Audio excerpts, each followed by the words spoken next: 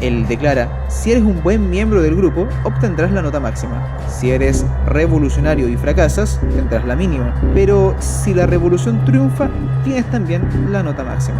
Al final del día, la cantidad de adherentes era la misma que tenía en su clase, entre 20 a 30 personas. Día 2, martes 4 de abril de 1967.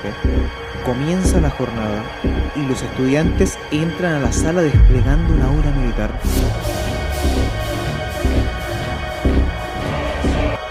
Mostrando un serio interés en lo aprendido en la primera clase, Ron Jones menciona años después que pensó en terminar el experimento ese día, pero al ver la dedicación de sus estudiantes, decidió continuar. Ese día comenzaron con el lema "Fuerza mediante la comunidad" y lo escribió debajo del lema del día anterior. Le pidió a sus estudiantes que leyeran esta frase uno por uno y luego dio una extensa charla sobre la importancia de la comunidad, de pertenecer a la necesidad primitiva de ser parte de un grupo y de seguir los designios de la masa, pese a que esto vaya en contra de nuestros propios principios. Un estudiante preguntó: ¿cómo podían los nazis haber sido tan atractivos para la población? ¿Que acaso nadie habló durante el Holocausto? A lo que Jones respondió: no lo sé, hagamos un experimento. Yo seré el dictador y ustedes serán el movimiento. Y esto fue tomado como una broma. Pero el profesor decidió dar una lección que quedaría grabado en la mente de cada uno de sus estudiantes y en los libros de historia durante las siguientes décadas. Día 1, lunes 3 de abril de 1967. El inicio. Comienza el experimento. Para partir, puso los pupitres en fila recta y se dispuso a poner música wagneriana de fondo, mientras cada uno de sus estudiantes entraba lentamente a la sala.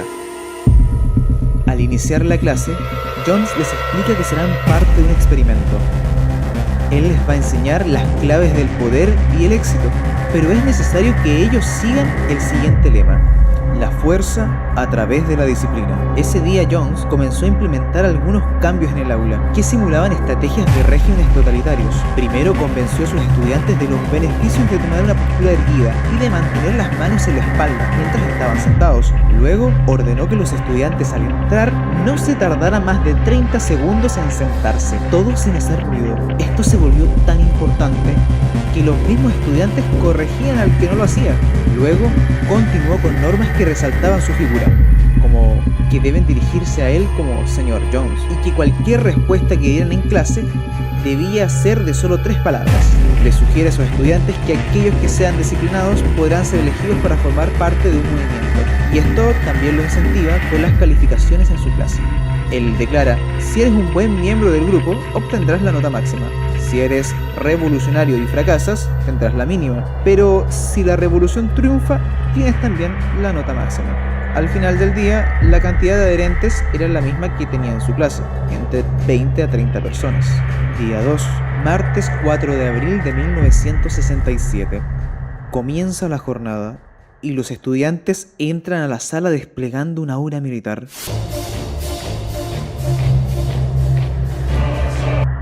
Mostrando un serio interés en lo aprendido en la primera clase, Ron Jones menciona años después que pensó en terminar el experimento ese día, pero al ver la dedicación de sus estudiantes, decidió continuar. Ese día comenzaron con el lema "Fuerza mediante la comunidad" y lo escribió debajo del lema del día anterior.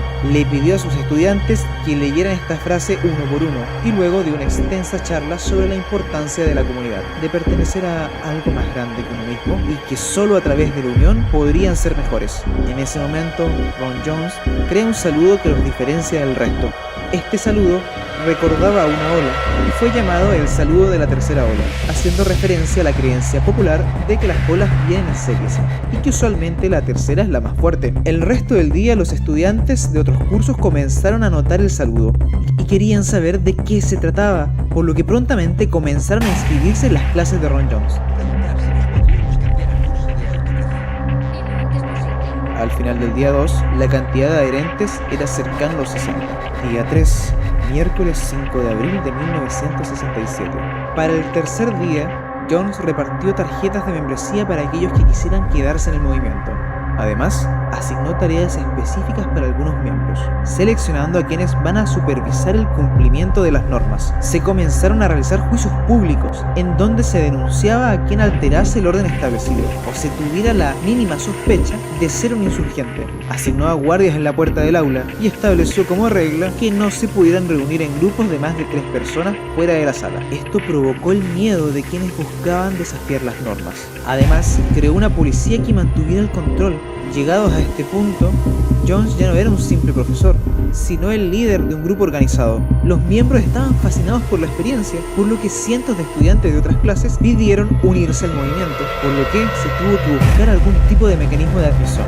Para esto, los postulantes debían aceptar las reglas y prestar obediencia al líder públicamente. El nivel de adoración de los estudiantes llegó a un punto de no retorno. Jones se dio cuenta de que había traspasado el límite cuando uno de sus estudiantes lo siguió súbitamente a la sala de profesores. Esto llamó profundamente la atención de uno de sus colegas, que fue directamente a increpar y dijo: "Oye, esta sala es para los profesores, no se permiten estudiantes", a lo que el joven le responde: "No soy un estudiante, soy su guardaespaldas". En ese momento, Jones se había dado cuenta que había cruzado esa delgada línea entre la ficción y crear una realidad alternativa, donde sus estudiantes veían en él la figura de un líder en el cual depositaban su confianza, anhelos y deseos. Obedecían a ciegas sus palabras, pese a lo aberrantes y macabras que puedan ser. Y eso, de alguna forma retorcida, le hacía sentir bien. Gradualmente, un experimento cotidiano de clase se había transformado en un verdadero culto, el cual la figura de este simple profesor era venerada como la voz de una verdad inapelable. Pero esta situación no pasó inadvertida. El movimiento había escalado tanto que muchos de los padres comenzaron a llamar al profesor para saber qué diantres estaba pasando con sus hijos, a lo que Jones le respondía señalando que esto solo era un experimento. Sin embargo, uno de los padres, que había vivido el Holocausto, sintió tal nivel de indignación que luego del horario de clases, ya escondidas, destrozó el aula en una especie de catarsis. Al final del día 3, la cantidad de adherentes era cercano a los 200. Día 4, jueves 6 de abril de 1967. Jones sabía que el experimento se le había escapado de las manos. Pese a las dudas de los colegas, decidió seguir, motivado por la curiosidad y el placer que sentía al ser un líder respetado y admirado por un grupo muy bien organizado. Le dijo a sus seguidores que esto no era un juego, sino que un movimiento real, y que buscaba un nuevo tipo de gobierno que pronto se iba a masificar en todo el país. ¡Todos los sistemas sobrevivientes obedecerán a la primera orden!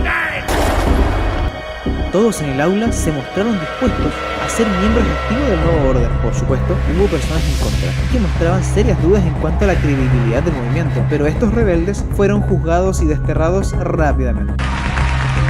¡Traedme al traidor aquí!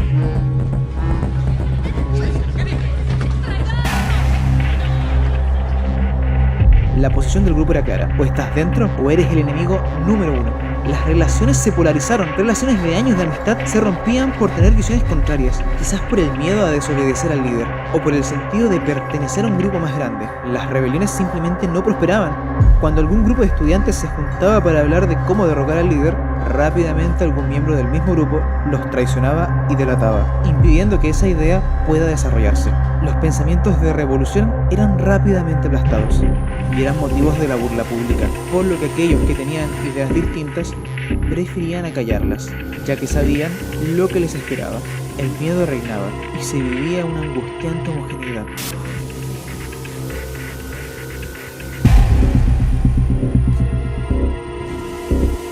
Al final del día 4 se desconoce la cantidad exacta de adherentes, puesto que se siguieron sumando de otras clases, pero ya superaban las 200 personas. Día 5, viernes 7 de abril de 1967, la caída del líder. A mediodía, Jones convocó a todos los integrantes del movimiento a una reunión urgente.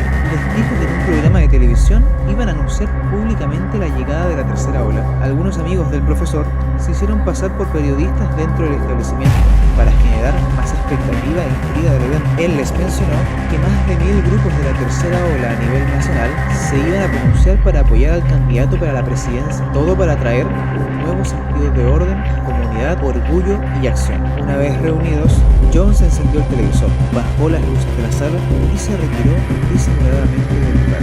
Los seguidores del movimiento estaban mirando fijamente el televisor, con la postura rígida exigida. Pero al cabo de unos minutos, la pantalla seguía en blanco. No estaba Jones y tampoco su guardaespaldas. Los estudiantes desconcertados miraban a todos lados. Algunos por la incomodidad quisieron salir y se encontraron que las puertas estaban abiertas. Todo parecía indicar que era un día normal. Pasado unos minutos y de vuelta a la sala, Jones se puso frente al micrófono en el escenario, mientras la pantalla detrás de él mostraba ahora escenas de la Segunda Guerra Mundial y proclama: no existe un líder. No existe tal cosa como un movimiento llamado tercera ola. Has sido usado, manipulado, empujado por tus propios deseos al lugar en el que ahora te encuentras. No eres ni mejor ni peor que los alemanes que hemos estado estudiando. Tanto tú como yo habríamos trabajado en campos de concentración. Veríamos cómo se llevan a nuestros vecinos y no haríamos nada, haciendo alusión a los alumnos exiliados en biblioteca, por el delito de incredulidad. Somos como esos alemanes. Daríamos nuestra libertad por la oportunidad simplemente de ser especiales. Reinaba un amargo silencio en la sala. Algunos lloraron, otros intentaban escudarse murmurando que ya lo sabían, pero que simplemente estaban actuando.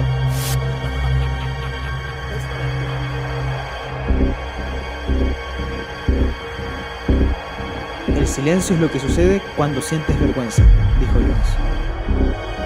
Ese día fue el final. Pese al revuelo generado durante los 5 días del experimento, con más de 200 integrantes, la molestia de los padres y el artículo escrito en la prensa, a las semanas todo pareció caer en el olvido, como si por arte de magia no recordaran que habían sido parte de un movimiento fascista. Las clases del profesor Jones retomaron su curso normal para pasar a la temática curricular correspondiente.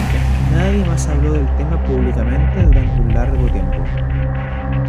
10 años más tarde, el profesor Jones encontró a uno de sus alumnos en la calle. Este, al reconocer al docente, realizó el saludo de la tercera ola. En ese momento, Jones comprende el impacto que tuvo y se anima a publicar un artículo en una revista local, atrayendo la atención de Hollywood, los cuales crearon una serie de documentales y películas, manteniendo viva su historia, siendo el testimonio vivo de lo que la masa es capaz de hacer si se pronuncian las palabras correctas, persiguiendo a aquellos que piensan distinto, como ese deseo de pertenecer a un grupo, o la pasión desenfrenada por una ideología puede llegar a ser que justifiques el daño hacia los otros. No somos tan distintos después de todo. Si te ha gustado mi trabajo, recuerda darle like y suscribirte al canal.